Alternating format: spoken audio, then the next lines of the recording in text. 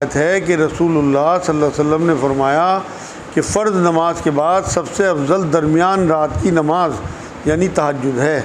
صحیح مسلم کی حدیث پاک ہے۔ تہجد ہمارے لیے نفل بتا رہا میں آپ کو، مگر حضور اکرم صلی اللہ علیہ وسلم کے اوپر فرض تھی۔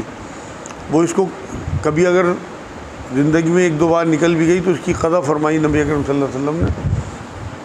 سورہ بنی اسرائیل ہے 15ویں پارے میں، اس کی 79 نمبر آیت میں اللہ نے کہا کہ اے نبی رات میں اٹھ کر نماز پڑھا کریں، حکم دیا، اور یہ بھی کہا کہ یہ اسپیشل آپ کے لیے حکم ہے، مطلب یہ فرضیت کا حکم بنی اسرائیل آیت نمبر 79۔ حضرت عمرو بن ابسہ رضی اللہ تعالیٰ عنہ سے روایت ہے کہ رسول اللہ صلی اللہ علیہ وسلم نے ارشاد فرمایا کہ اللہ تعالیٰ بندے سے سب سے زیادہ قریب رات کے درمیانی حصے کے آخر میں ہوتا ہے، پس اگر تم سے ہو سکے تو تم ان بندوں میں سے ہو جاؤ جو اس مبارک وقت میں اللہ کا ذکر کرتے ہیں۔ جامع ترمذی کی حدیث پاک ہے۔ سورہ شورى ہے قرآن میں 26 نمبر سورت، اس کی 218 نمبر آیت میں اللہ نے کہا نبی کو کہ جب آپ رات میں اٹھ کر کھڑے ہوتے ہیں تو ہم آپ کو دیکھتے رہتے ہیں۔ ویسے تو اللہ سارا دن ساری رات ہر وقت لوگوں کو دیکھتے ہی ہیں، مگر یہاں اتنا لاڈ کیا کہ اللہ نگرانی کرتے ہیں نبی اکرم صلی اللہ علیہ وسلم کی جب رات میں اٹھ کے کھڑے ہوتے ہیں۔ تو ہم سوچ کے دیکھ لیں کہ جو لوگ تہجد میں کھڑے ہوں گے تو کیا اللہ ان کی نگرانی نہیں کرے گا، کیا ان کا لاڈ نہیں کرے گا، کیا ان کو نہیں دیکھتا ہوگا؟ میں نے کہیں یہ بات پڑھی تھی، شاید آپ کو پہلے ہی بتائی کہ اللہ نے جو نماز تہجد کی رکھی ہے یہ اللہ کی ایسی لاڈلی نماز ہے جو اللہ سے اپنی بات منوا لیتی ہے۔ جیسے آپ نے دیکھا ہوگا لاڈلے بچے اپنی بات منوا ہی لیتے ہیں ماں باپ سے، تو یہ ایسی لاڈلی نماز ہے۔ حضرت ابو امامہ رضی اللہ تعالیٰ عنہ سے روایت ہے کہ رسول اللہ صلی اللہ علیہ وسلم نے فرمایا تم نماز تہجد ضرور پڑھا کرو، کیونکہ یہ تم سے پہلے صالحین کا طریقہ اور اشعار رہا ہے اور قرب الہی کا خاص وسیلہ ہے، اور یہ گناہوں کے برے اثرات کو مٹانے والی اور معاصی سے روکنے والی ہے۔ جامع ترمذی کی حدیث پاک۔ سورہ مزمل ہے بہت مشہور سورت، اس میں شروع میں ہی 2 اور 3 آیت میں اللہ نے یہ بات کہی ہے نبی اکرم صلی اللہ علیہ وسلم کو، اے نبی، اے کمبل اوڑھ کے سونے والے اٹھ کھڑے ہو، اور قیام کا حکم دیا کہ رات میں قرآن پڑھا کرو، قیام، چاہے تھوڑی دیر پڑھو، چاہے تھوڑی رات پڑھو، یا آدھی رات یا کم رات۔ اسی صورت میں آگے 6 اور 7 نمبر آیت میں اللہ نے بات فرمائی کہ رات کا اٹھنا دل جمائی کے لیے بہت عمدہ اور اچھا ہے۔ دن میں تمہیں بہت سارے کام رہتے ہیں، تو اس لیے رات میں اٹھ کے اور اللہ کے آگے کھڑے ہوا کرو، گڑ گڑایا کرو۔ 8 نمبر آیت میں اسی صورت کی ہر طرف سے بے تعلق ہو کے رات میں اللہ کے ذکر میں مشغول ہونے کا حکم دیا نبی اکرم صلی اللہ علیہ وسلم۔ اور یہ واقعی مشاہدہ ہے کہ وہ رات کا ٹائم ایسا ہوتا ہے کہ تمام دنیا سو رہی ہوتی ہے، آپ اور اللہ جاگ رہے ہوتے ہیں۔ اگر آپ کے منہ سے بول بھی نہ نکلے نا، تب بھی اللہ تک آپ کے دلوں کی آواز پہنچتی ہے۔ اس وقت وہی وقت ہے جو اس کے بارے میں حدیث قدسی ہے کہ میں پہلے آسمان پہ آ کے صدائیں لگاتا ہوں کہ ہے کوئی مجھ سے مانگنے والا، ہے کوئی معافی چاہنے والا جسے میں معاف کروں۔ تو یہ وہ وقت ہے جس میں اللہ رب العزت نے خود آفر دی کہ مانگو میرے سے اور میں تمہیں دوں گا۔ حضرت عائشہ رضی اللہ تعالیٰ عنہ سے روایت ہے کہ رسول اللہ صلی اللہ علیہ وسلم تہجد کی 11 رکعت پڑھا کرتے تھے، اور آپ صلی اللہ علیہ وسلم کی کل یہی نماز ہوتی تھی۔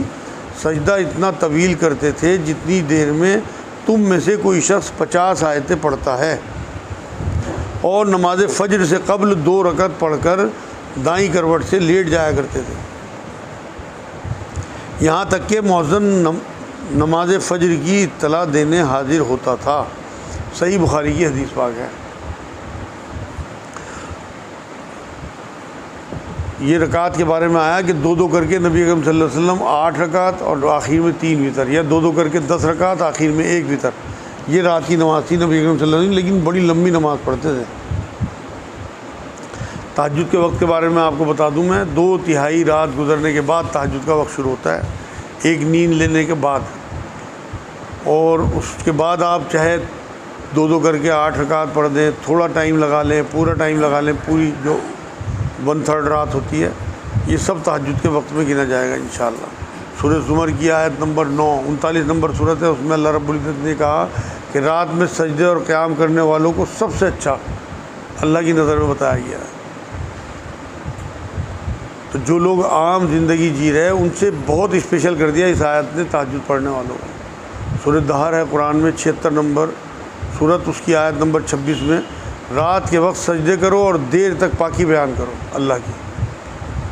تو رات میں اگر لوگ تہجد میں اٹھیں، پاکی بیان کرنے کا حکم اس آیت میں آیا، تو آپ سبحان اللہ کی تسبیح ضرور پڑھا کریں کہ اللہ پاک ہے، اللہ پاک ہے، اللہ پاک ہے۔ تو اگر آپ نے ایک تسبیح پڑھ دیا، تھوڑی دیر بھی پڑھ دیا، تو انشاءاللہ اس آیت کا حق ادا ہو گیا۔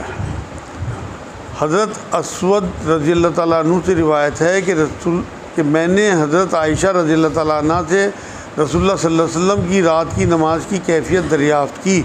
انہوں نے فرمایا کہ آپ صلی اللہ علیہ وسلم اول رات میں سو جاتے تھے اور رات کے پچھلے حصے میں اٹھ کر نماز پڑھتے تھے، پھر واپس بستر پر لیٹ جایا کرتے تھے، اور جب صبح کو مؤذن اذان دیتا تھا تو فوراً اٹھ جاتے تھے اور غسل یا وضو کر کے باہر تشریف لے جاتے تھے۔ صحیح بخاری کی حدیث پاک ہے۔ قرآن میں اللہ نے کہا چپکے چپکے گڑ گڑا کے اللہ سے دعا کیا کرو، یہ وہی وقت ہے اللہ کے قریب ہونے کا۔ ایک جگہ میں نے کہیں پڑھا تھا کہ جب کہہ نہ پاؤ تو رو لیا کرو، تو یہ وقت رونے کا ہے۔ اگر آپ کی زبان سے آواز نہیں بھی نکلتی تو آپ کے آنسو اللہ تک کچھ بھی، آپ کی جو بھی بات ہوگی وہ پہنچا دے گا۔ بچوں کی شادی نہ ہو رہی ہوں، رشتے نہ آ رہے ہوں، قرض ہو، کوئی مقدموں کا معاملہ ہو، تو یہ جو ہے رات کے بیچ میں آپ ایسے پلہ پھیلائیں جیسے بھکاری ہوتا ہے، کیونکہ ہم سب اسی کے منگتے ہیں۔ تو آپ کر کے دیکھیں، انشاءاللہ آپ کا مسئلہ حل ہوگا لازمی، کیونکہ ایسا کوئی زخم نہیں ہے جس کی شفا تہجد کی نماز میں نہ ہو۔ آپ یقین کریں، میں بہت حق کے ساتھ یہ بات کہہ رہا کہ آپ اگر اخلاص کے ساتھ اپنے مان کے ساتھ اللہ سے تہجد میں مانگیں گے تو وہ آپ کی بات موڑتا نہیں کبھی۔ یہ نبی اکرم صلی اللہ علیہ وسلم اور ان کے صحابہ کا ٹائم تھا اللہ کے آگے مانگنے کا۔ تو اگر ہم ان کی سنت پہ آ جائیں، یہ آج ایسا تحفہ ہے، اگر آپ لوگوں کی سمجھ میں آ جائے کہ جتنی بھی ہماری عمر ہے، باقی کی ساری عمر ہم اپنے اوپر خود لازم کر لیں۔ اللہ اس کے رسول نے لازم نہیں کی، لیکن رسول اللہ کی محبت میں اگر ہم تہجد کو اپنے اوپر لازم کر لیں تو آپ کا زندگی کا سب سے بڑا معاملہ یہ ہو جائے گا، کیونکہ آپ یہاں آ رہے ہیں، بات سن رہے ہیں، خود پڑھ رہے ہیں، تو دن میں اپنے گھر والے ہوں، دنیا والے ہوں، لوگ ہوں، ان سے اللہ کی باتیں کریں، اور پھر ان سب کے مسئلے رات میں اللہ کے آگے رکھیں۔ میرے استاد عرفان الحق صاحب جیلم میں وہ یہ کہتے ہیں کہ ہمارا کام یہ ہے اس مرکز کا اور جیلم کے مرکز کا کہ ہم دن بھر لوگوں سے اللہ کی باتیں کرتے ہیں اور رات بھر اللہ سے لوگوں کی باتیں کرتے ہیں۔ تو آپ کر کے دیکھیں، اللہ کرے آپ کو کامیابی ملے گی۔ وما علینا الا البلاغ۔ اب کسی کے ذہن میں کوئی سوال ہو تو کر لو۔